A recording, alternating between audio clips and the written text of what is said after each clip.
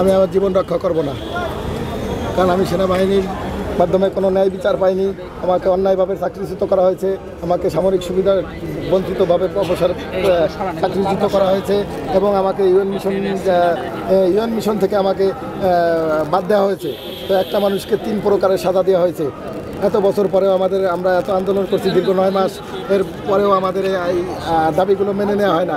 অতএব এই দাবি যেহেতু তারা মেনে নিচ্ছে না, তখন আমাদের এই জীবন আর রেখে লাভ নাই। সেনাবাহিনী আমাদের জীবন এবং আমার জীবন ধ্বংস করছে। আমার জীবন সেনাবাহিনী হাতেই চলে যাক, এটাই আমার চাওয়া। গাড়ির চাকার নিচে আসলে শুয়ে পড়ার কারণটা কি? গাড়ির চাকার নিচে আমাদের আমাদের ডিসপোজাল এখান থেকে আমাদের ন্যায্য অধিকার দিয়ে যাবে, নাহলে আমাদের শরীরের উপর দিয়ে এই গাড়ি চালিয়ে তারা চলে যাবে। সেনাবাহিনীর সাথে তো আপনাদের মিটিং হলো, তারপরে কোন আপনারা তার মিটিংয়ে যে তারা যে সিদ্ধান্তটা নিয়েছে সেটা কোনো ফলপ্রসূ সিদ্ধান্ত না, সম্পূর্ণ আইওস এবং মিথ্যা আশ্বাস।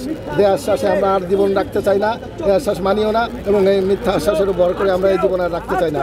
তারা পারবে শক্তি খাটিয়ে আমাদের উপর চলে যেতে, অতএব সেই শক্তি খাটিয়ে আমাদের চলে গেলে আমরা মৃত আর জীবিত সমান হবে। অতএব তারা আমাদের উপর দিয়ে গাড়ি চালায়, আমাদের মৃত বানিয়ে চলে যাক।